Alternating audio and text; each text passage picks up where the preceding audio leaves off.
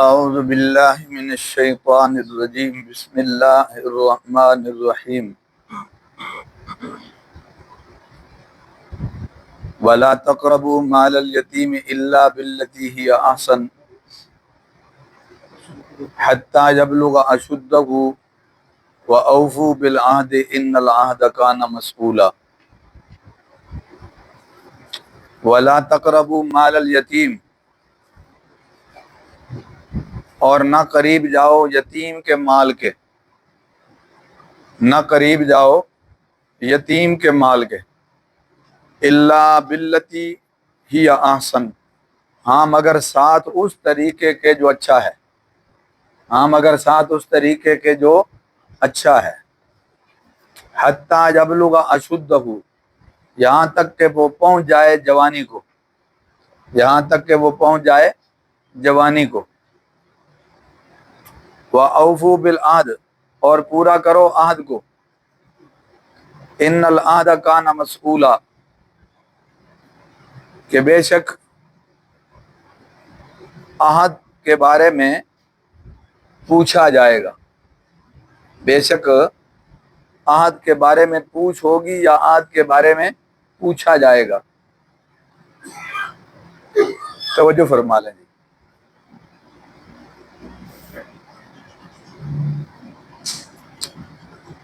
وَلَا تَقْرَبُوا مَالَ الْيَتِيمِ، آج کی آیت میں دو باتیں ہیں، پہلی یہ کہ یتیم کے مال کی حفاظت کی جائے، دوسرا یہ کہ عہد کو پورا کیا جائے۔ یہ بات اچھی طرح ذہن نشین فرما لیں کہ ہر شے اللہ کی ملکیت ہے، اصل میں ہر شے اللہ کی ملکیت ہے، اور اس کے بعد اللہ نے جس کی ملکیت میں جو چیز دی ہے اس کی ملکیت کا بھی اعتبار ہے، اللہ کے حکم کے ماتحت باقاعدہ اس کا اعتبار ہوگا۔ لہذا یہ کہہ کے کوئی کسی شے کا استعمال نہیں کر سکتا کہ جی جب سب شے اللہ کی ہے تو آپ کون ہوتے ہیں روکنے والے، یہ نہیں مطلب، بلکہ جس کی ملکیت میں اللہ نے دی ہے تو پھر اب اس کی ملکیت تسلیم ہوگی، اور اس کی ملکیت میں اس کی اجازت کے بغیر مداخلت نہیں ہو سکتی۔ لہذا یہ بات اچھی طرح سے نشین کر لیں کہ یہاں یتیم کی بات، یتیم کے مال کی بات ہو رہی ہے، اصل میں تو کسی کا مال بھی اس کی مرضی کے بغیر استعمال نہیں ہو سکتا، یعنی سب کے مال کو ناجائز طریقے سے کھانے کی ممانعت ہے یا استعمال کی ممانعت ہے۔ مثلا قرآن پاک میں آتا ہے 5ویں پارے میں، یا ایھا الذین آمنوا لا تاکلوا اموالکم بینکم بالباطل، اے ایمان والو تم آپس میں ناحق طریقے سے مال نہ کھاؤ، یعنی ایک دوسرے کا مال ناحق طریقے سے نہ کھاؤ، ٹھیک ہے۔ آگے ایک اس بات بیچ میں کر دیا، استثناء کر دیا بیچ میں،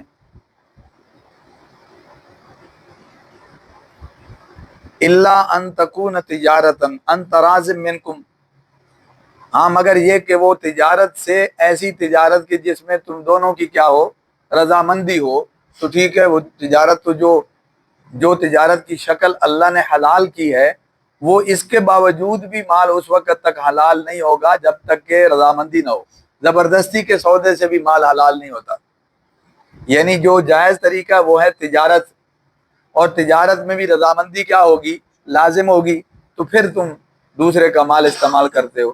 تو یہ اتنی گہری بات ہے کہ اگر آپ غور کریں تو آسان ہے کہ ایک کا مال ہے، ایک کی چیز ہے، اس کی چیز دوسرے کے ہاتھ جا رہی ہے، اس کا مال دوسرے کے ہاتھ آ رہا ہے، تو ایک کی ملکیت کا مال دوسرے کے پاس جا تو رہا ہے مگر تجارت کے ذریعے جا رہا ہے اور رضامندی سے جا رہا ہے۔ تو جس سے یہ بات سمجھ میں آئی کہ مال تو کسی کا بھی کھانے کی اجازت نہیں ہے، صرف یتیم کا مسئلہ نہیں ہے۔ ہاں یہاں پر بات یتیم کی ہو رہی ہے ایک اس وجہ سے کہ یتیم بیچارہ ہوتا ہی وہ ہے جو کمزور ہو، اور جو ابھی بالغ نہ ہوا ہو، سمجھداری کی عمر تک نہ پہنچا ہو، ورنہ یتیم اس کو نہیں کہتے جس کے ماں باپ نہیں ہوتے، یتیم اس نابالغ کو کہتے ہیں جو سائے سے کیا ہو گیا ہے، محروم ہو گیا ہے، اس نابالغ کو کہتے ہیں۔ ورنہ تو کتنے لوگ ہیں جن کے والدین نہیں ہیں لیکن وہ بڑے ہیں، وہ بلوغت سے گزر گئے ہیں، لہذا اس بنیاد پر یتیم وہ سمجھا جاتا ہے۔ شرعی طور پر یتیم وہ ہے کہ جو نابالغی کے زمانے میں یا بچپن میں سائے سے کیا ہو گیا ہو، محروم ہو گیا ہو، تو ظاہر ہے اب اس کا جو وراثت اس کے حصے میں آئی ہے وہ تو کم سن ہے، تو اس کا کفیل بنے گا، اور کفیل کا اصول وہی ہے کہ جو جتنا قریبی رشتہ دار ہے وہ کفیل ہوگا، اس میں چچا ہو سکتا ہے، سمجھ جا رہی بات، اسی طرح ماموں ہو سکتا ہے اگلے سٹیپ میں۔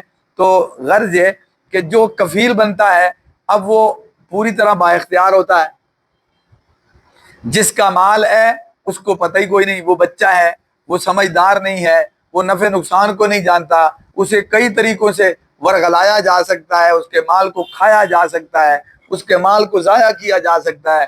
تو کفیل ہی اگر غلطی کرنے لگ جائے تو روکے گا کون؟ کوئی بھی نہیں روکے گا، وہ تو اس کا رشتہ دار ہے، وہ تو اس کا سرپرست ہے۔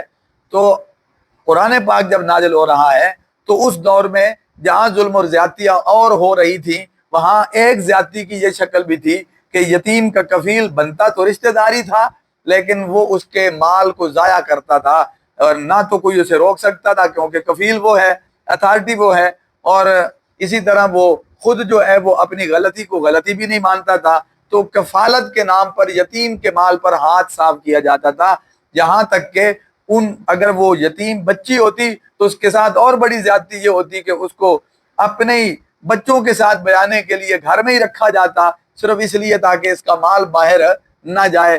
تو ایک مال کی وجہ سے اس کے ساتھ کئی طرح کی زیادتیاں ہوتی تھیں، تو اللہ نے بڑا سخت حکم دیا کہ وَلَا تَقْرَبُوا مَالَ الْيَتِيمِ، یتیم کے مال کے قریب بھی نہ جانا۔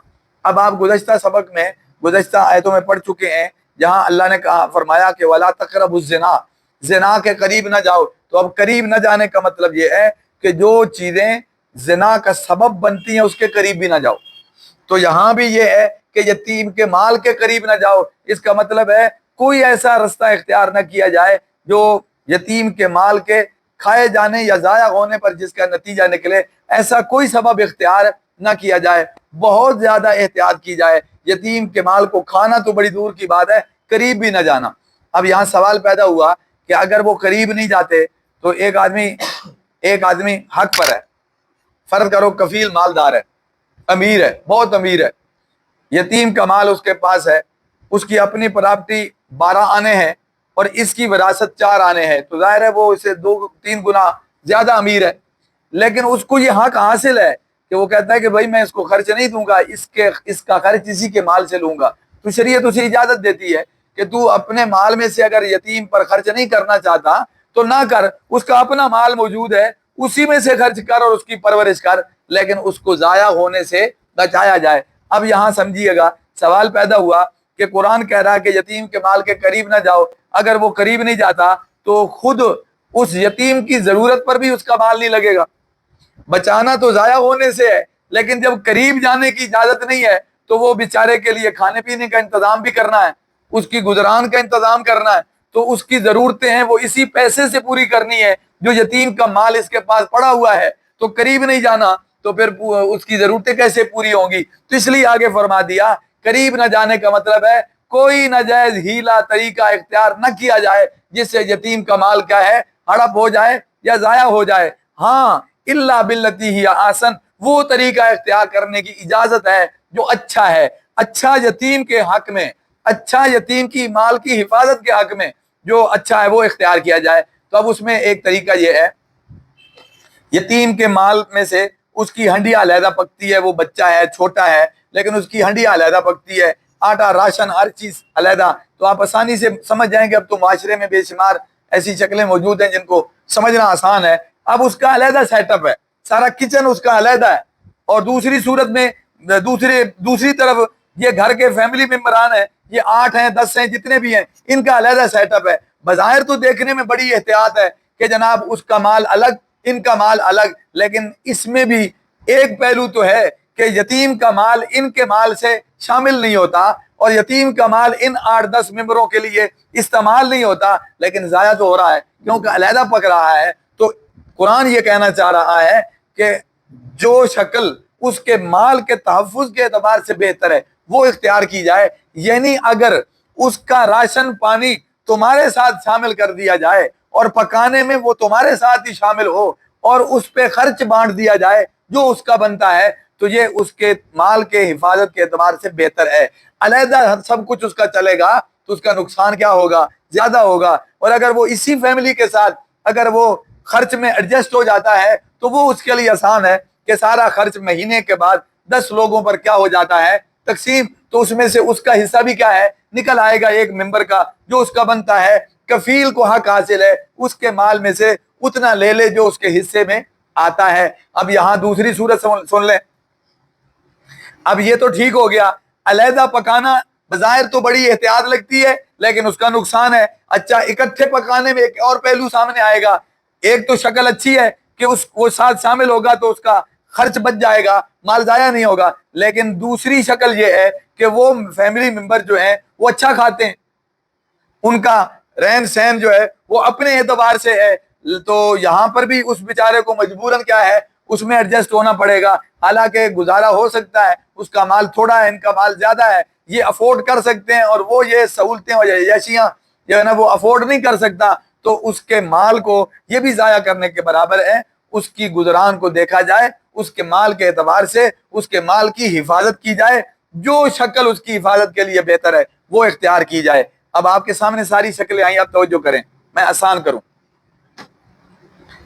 بعض جگہوں پر اس کو علیحدہ رکھنے میں اس کا فائدہ ہوگا, بعض جگہوں پر اس کو ساتھ رکھنے میں اس کا فائدہ ہوگا, اور بعض جگہوں پر جناب والا جیسا یہ بڑے کھا رہے ہیں اسی قسم کا مینیو اس کے لیے بھی چلنا بہتر ہوگا, کیونکہ یہ بھی سادگی پہ ہیں اور وہ بھی کیا ہے خرچ سے بچ جائے گا. اور بعض جگہوں پر اس کا نقصان ہوگا. تو آپ یوں کہہ سکتے ہیں کہ جو شکل اس کے حق میں بہتر ہے وہ اختیار کی جائے. یہ ساری شکلیں میں نے اس لیے گنوائی ہیں تاکہ مثبت اور منفی پہلو آپ کے ذہن میں آ جائیں. تو اب قرآن پاک کی یہ بات سمجھ آئے گی کہ اللہ فرما رہے ہیں یتیم کے مال کے قریب نہ جاؤ سوائے اس صورت کے جو اس کے حق میں کیا ہے بہتر ہے. یعنی بہتر کا مطلب مال کی حفاظت کے اعتبار سے, فضول خرچی سے بچنے کے اعتبار سے, ضائع ہونے کے اعتبار سے جو شکل بہتر ہے وہ اختیار کی جائے. ایسی حفاظت کی تدبیر کرتے ہوئے بے شک اس کا مال تمہارے مال سے مل جائے تو یہ بھی قرآن پاک کے حکم کے خلاف نہیں ہوگا. سمجھ آ رہی, اکٹھا پک جائے تو یہ بھی اس کے خلاف نہیں ہوگا. آپ یہ نہیں کہہ سکتے کہ قرآن نے کہا قریب بھی نہ جاؤ اور یہ تو اپنے ساتھ ملائے پھرتے ہیں. نہیں, جو صورت اس کے حق میں بہتر ہے اس کو مد نظر رکھتے ہوئے شکل اختیار کی جائے تو قرآن پاک کا مدعا پورا ہو جائے گا جو قرآن کہنا چاہ رہا ہے. سمجھ آ رہی بات جی؟ اچھا آگے, حتیٰ یبلغ اشدہ, یہ حفاظت اللہ کی طرف سے لازم ہے کہ تم حفاظت کرو گے. وہ سمجھدار نہیں ہے, وہ بچہ ہے, تمہیں سب نفع نقصان کا پتہ چلتا ہے. تو آنکھیں بند کر کے تم نہیں بیٹھ سکتے کہ جی ہمیں کوئی پرواہ نہیں, ہم تو نہیں کھاتے, لیکن تمہارے سامنے نقصان بھی ہو رہا ہے تو یہ بھی تم اس کے ذمہ دار ہو. اس وقت تک کفالت لازمی ہے جب تک وہ جوان نہیں ہو جاتا اور سمجھدار نہیں ہو جاتا. سمجھ آ رہی بات؟ یہی یتیم ہے, اسی کے بارے میں سورۃ نساء میں ابتدا میں اللہ جل جلالہ فرماتے ہیں کہ اس یتیم کو اس کا مال دو, یتیم کو اس کا مال دو, اور کب دو؟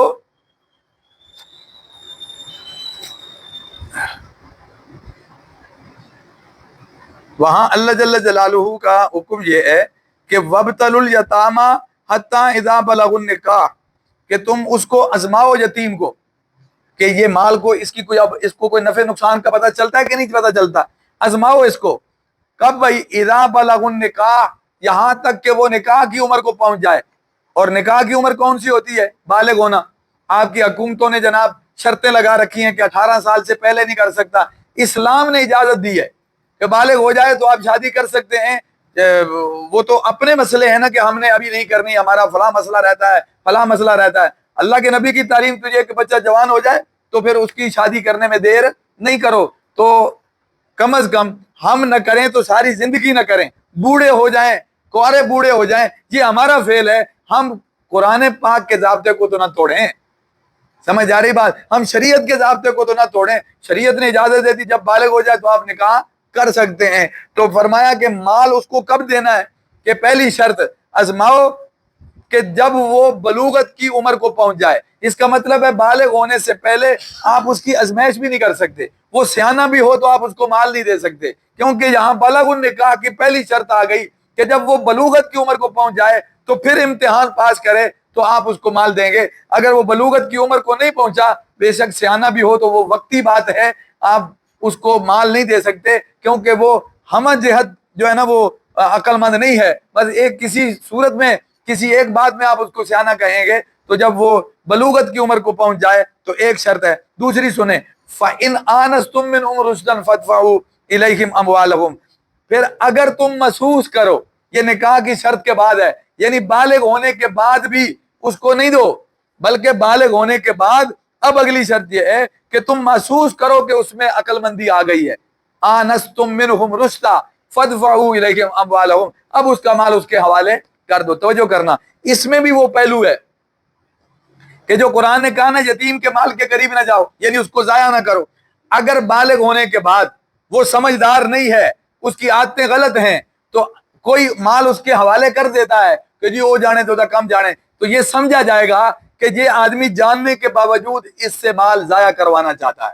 یہ آدمی سمجھنے کے باوجود کہ یہ بچہ مال سنبھالنے والا نہیں ہے, یہ اس کو مال دے کر اس کے ہاتھ سے اس کو کیا کروانا چاہتا ہے, ضائع کروانا چاہتا ہے, کہ تاکہ یہ اجاڑ دے. تو یہ بھی گویا دیکھتے جیتے جاگتے اس سے نقصان کروانے والی بات ہے. لہذا یہ ذمہ داری سمجھداروں کی ہے, یہ ذمہ داری کفیل کی ہے, یہ ذمہ داری جو اس کو سنبھالنے والا سرپرست ہے اس کی ہے, اس کے گارڈین کی ہے. یہ اس کی ذمہ داری ہے کہ وہ اس کا مال اس کے حوالے نہ کرے, بے شک اسی کا ہو, گواہ بنا لو, رشتہ داروں میں سے گواہ بنا لو کہ بھئی اس کا مال میرے پاس ہے, لیکن یہ ابھی دینے کی عمر کا نہیں ہے, تو تاکہ کوئی بدگمانی بھی نہ پھیلے اور اس کا مال ضائع بھی نہ ہو. تو یہ اگر بلوغت والی شرط پوری ہونے کے بعد اس کو مال دے دیتے ہیں اور ابھی سمجھدار نہیں ہے, اور آپ کو پتہ ہے کہ یہ مال ضائع کرے گا, بچوں والے شوق پورے کرے گا, تو یہ بھی اس کو جو ہے نا وہ جان بوجھ کر مال دے کر اس کا نقصان کرنے والی بات ہے. اسلام اس کی اجازت بھی نہیں دیتا. جب وہ سمجھداری کی عمر کو پہنچے, مال سنبھال سکتا ہو, آپ سمجھتے ہیں اب نفع نقصان کا مالک بن گیا ہے, تو اب مال اس کے حوالے کر دیں, ورنہ کسی ایسی شکل میں اس کا مال سیو کر دیں جہاں سے اس کا نظم بھی چلتا رہے اور اس کا مال بھی کیا رہے, محفوظ رہے. دیکھو موسیٰ علیہ السلام کا واقعہ, خضر علیہ السلام کا واقعہ, اس میں دیوار گرا کر دوبارہ تعمیر کی گئی کہ وہ ٹیڑھی ہے, کسی وقت گر گئی, خزانہ نکل آئے گا تو پتہ نہیں کس کے ہاتھ لگ جائے. تو چونکہ یہ بزرگ تو ذمہ دار ہیں, یہ گرا کر دوبارہ تعمیر کریں گے تو ایک اور عمر گزر جائے گی دیوار کو, جتنی دیر تک وہ بچے کیا ہو جائیں گے, بڑے ہو جائیں گے. تو اس کا مطلب ہے نقصان نظر آ رہا ہے تو پھر اس کو بچانا بھی کیا ہے, ضروری ہے. سمجھ آ رہی بات جی؟ تو ایسی شکل میں مال کو محفوظ کرنا چاہیے. تو یہ تو ہو گئی جناب یتیم کے حوالے سے بات. وَأَوْفُوا بِالْعَهْدِ إِنَّ الْعَهْدَ كَانَ مَسْئُولًا, عہد بھی پورا کرو. عہد یہ بار بار عنوان آ رہا ہے, اس سے پہلے بھی آیتیں گزری ہیں. تو ایک عہد وہ ہے جو ہم عالم ارواح میں اللہ سے کر کے آئے ہیں, جسے عہد الستو کہتے ہیں. یہ فطری طور پر ہر ایک میں ودیت ہے, ہر ایک جو ہے نا ہر ایک کی روح کر کے آئی ہے. دوسرا عہد یہ ہے جب ہم کلمہ پڑھتے ہیں, یہ بھی ایک بندے کا اللہ سے کیا ہے, عہد ہے کہ میں اب تیری اور تیرے رسول کی مان کے چلوں گا. تو اس کو توڑنا بھی جرم ہے, اس لیے جو یہ عہد کر لیتا ہے اس کے بعد توڑتا ہے اس کو مرتد کہا جاتا ہے. سمجھ آ رہی بات؟ اور تیسرا عہد بندوں کے ساتھ, قوم کے ساتھ, ایک ملک کے دوسرے ملک کے ساتھ. سمجھ آ رہی؟ جتنے بھی معاملات ہیں یہ سب عہد ہیں. سمجھ آ رہی بات؟ یہ نکاح بھی ایک عہد ہوتا ہے. سمجھ آ رہی؟ لین دین یہ بھی ایک عہد ہوتا ہے. یہ تجارت جو ہے یہ بھی عہد ہے. تو اس عہد کو بھی توڑنا نہیں چاہیے. تو کسی سے وعدہ کر لینا. سمجھ آ رہی بات جی؟ تو اللہ کا قرآن یہ کہتا ہے کہ جس قسم کا بھی عہد ہے تمہارا وہ کسی ایک فرد کے ساتھ ہے, یا ایک قوم کا دوسری قوم کے ساتھ ہے, یا عوام کا جو ہے نا وہ ایک اپنی سلطنت کے ساتھ ہے, اس عہد کو کیا کرنا چاہیے, پورا کرنا چاہیے. ان العہد کان مسئولا, ورنہ اس عہد کے بارے میں کیا ہوگی, پوچھ ہوگی. ظاہر ہے یہ عہد سب کے سب اللہ کے حکم کے ماتحت ہیں. جو اللہ کے حکم سے بات ٹکراتی ہو وہ تو نہ معاہدہ کرنے کی اجازت ہے نہ عہد کرنے کی اجازت ہے.